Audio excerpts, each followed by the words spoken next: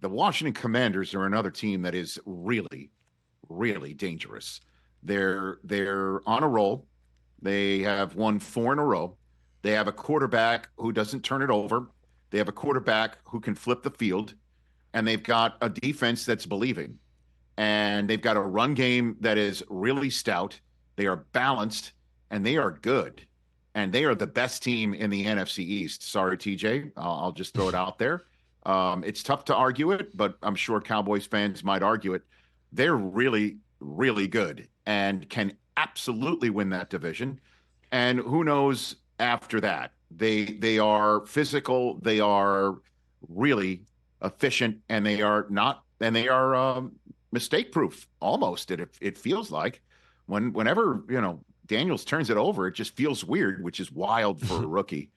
And the Bears coming into London off of their best game, this one felt better than the previous game in which Williams threw for 300 yards. This one was on rhythm. This one involved DJ Moore a couple times. This one has the run game beginning to start really punching it through the line of scrimmage and the end zone.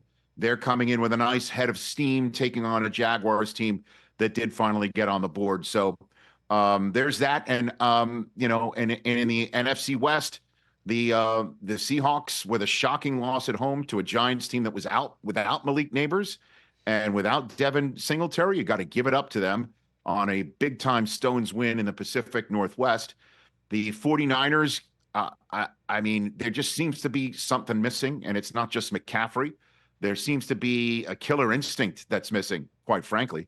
And when the 49ers begin to have trouble closing games, that's where you're kind of, furrowing your brow and wondering where a loss like the one against the Cardinals at home comes from. I'm not ready to obviously throw this one out yet and throw it on an Overreaction Monday pod that Chris and I have already recorded. It's coming out shortly if it already hasn't, because they take on the Seahawks next to kick off Week 6 on Thursday Night Football. That's a pretty damn huge football game.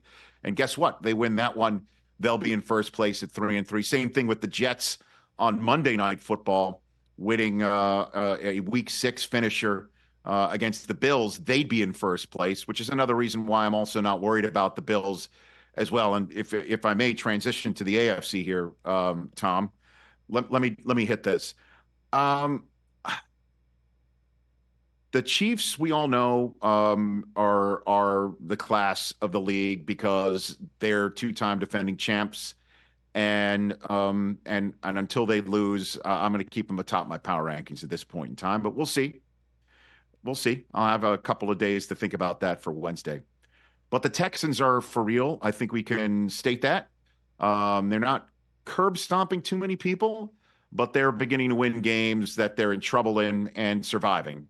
I know a lot of folks think the Bills helped them out. If you actually took a look at the end of that game between the Bills and the Texans and took a look at what the Bills did clock management style with about 30 seconds to go inside their own 5-yard line and how they threw it 3 times, the only pushback I would give to their play calling would maybe to run it once.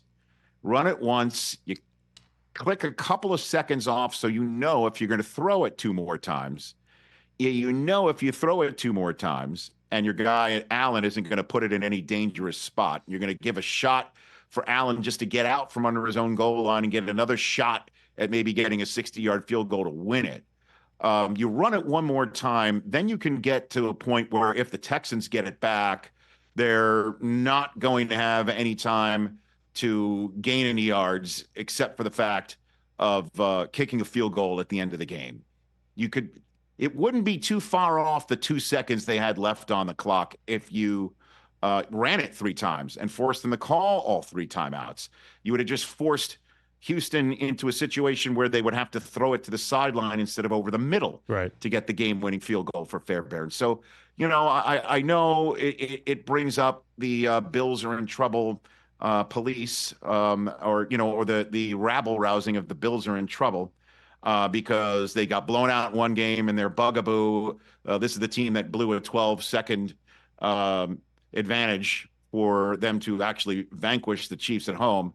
And this plays into their clock management issues of the McDermott era.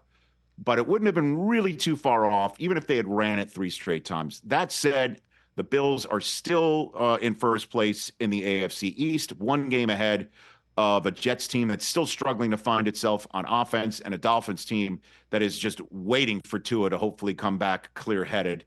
And the Ravens have now stepped forward and raised their hands and say, we're kind of the same team, if not better, because Derrick Henry's jamming it down your throat. What a game that was. The Bengals can't stop anyone on defense, and that is what's particularly troubling about them right now, because Burrow and Chase are clicking. And the Ravens just pulled one out. They got a little bit lucky, but you have to be lucky as well as good. And Lamar Jackson is turning it up, and we're not having the same questions we had on opening night or after the first couple of weeks of how are they going to work Derrick Henry, and do they have the answer on offense with Derrick Henry in their scheme? That is all asked and answered, and as long as they stay healthy, they're going to have a nice long run in the AFC this year. And that's my week 5 overview with both conferences. Catch the Rich Eisen Show every single day on the Roku Channel, 12 to 3 Eastern, for free.